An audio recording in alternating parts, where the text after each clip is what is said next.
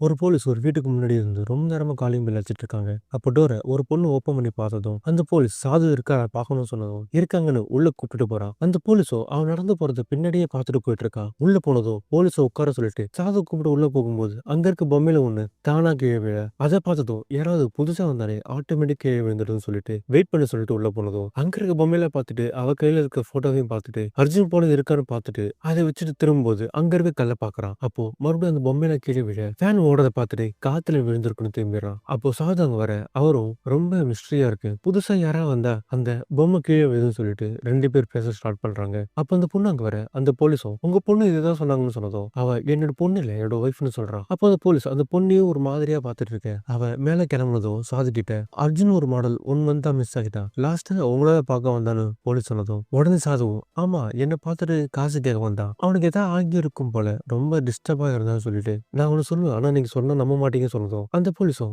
நீங்க நம்புற மாரி சொன்னா நானும் நம்புவேன்னு சொல்றான். அப்போ அந்த டேபிள்ல இருந்த கல்ல எடுத்துட்டு வந்து அர்ஜுனுக்கு நெறைய கடன் பிரச்சனை இருக்கு. நெறைய பேர் டிஸ்டர்ப் பண்றாங்கன்னு சொன்னான். அப்போ அர்ஜுன்ட்ட நான் ஒண்ணு சொன்னேன். அந்த கல்லு யார் என்னவா ஆகும்னு நெனைக்கிறாங்களோ, அதுவாவே ஆவாங்கன்னு சொல்லிட்டு மேல என்னோட ஒய்ஃபோட ஃபோன குடுக்க போனேன். கீழ வந்து பார்த்தா அவன காணோம்னு சாது சொன்னதும், போலீஸ் டென்ஷன் ஆகி சாதுவ சந்தேகப்பட்டு அவன் தான் கொலை பண்ணியிருப்பான்னு அரெஸ்ட் பண்ண போக, உடனே சாதுவும் நீங்க நம்ப வேண்டாம். ஆனா ஒரு தடவ நீங்க இந்த கல்ல தொட்டு பாருங்க. நீங்க என்ன போல ஆகும்னு நெனச்சுட்டு என்னோட ஃபோன எடுத்துட்டு போய் என்னோட ஒய்ஃப் கிட்ட குடுங்க. உங்களுக்கே எல்லாம் தெரியும்னு சொன்னதும், போலீஸ் அந்த கல்ல வாங்கிட்டு மேல போறான். அப்போ பெட்ரூம்குள்ள போனதும் அந்த பொண்ணு அவன கூப்பிட்டு அப்போதான் அவன் கண்ணாடிய பார்க்குறான். சாது போல வயசானவ போல தெரிய அங்கிருந்து பயந்துட்டு வெளிய வந்துடுறான். அப்ப சடனா அவளுக்கு நான் சாது போல தான் தெரியிறேன்னு நேரா பெட்ரூம்ல போய் அவள கட்டி பிடிச்சிடுறான். சடனா எல்லாமே பிளாங்க் ஆக அவன் கை கால அசைக்க முடியாம கத்திட்டு இருக்கான். அப்ப சாதுவும் அவன் ஒய்ஃப் இன்னொருத்தன் அந்த வீட்டுக்கு வந்ததோ பேசிட்டு இருக்காங்க. அவன் எவ்வளோ கத்துறான். ஆனா யாருக்கும் கேட்கலை. அவன் யார் கண்ணுக்கும் தெரியல. அப்போ அந்த போலீஸ் கீழ விழ அப்பதான் தெரியுது அவனும் அந்த பொம்மையாகிறான்னு. ஒழுங்கா மூடிட்டு போயிருக்கலாம். எதுக்கு பெட்ரூம்ல போய் பாயணும்?